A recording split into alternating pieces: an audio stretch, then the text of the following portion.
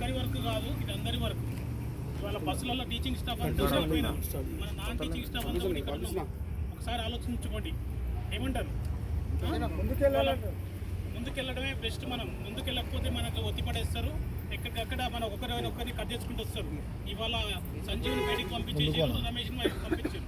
రేపు ఇంకొకరిని ఒకరొకరిని కట్ చేసుకుంటూ వస్తారు. కొత్తలో నింపుకుంటారు. మళ్ళీ దాని తర్వాత నష్టపోయేది ఎవరు? మనమే. అవును కదండి. ఇక్కడ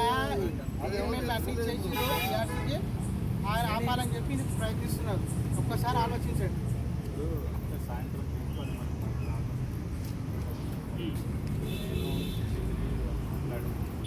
మరి దానికి ధన్యవాదాలు.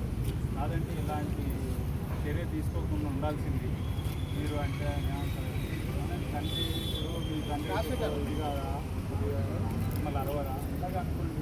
వాళ్ళు లెటర్ ఏమని అడుగుతున్నాం కదా, ఎక్స్ప్లెనేషన్ ఏమనండి వాళ్ళని. మనం ఏం చేస్తలేదు కదా,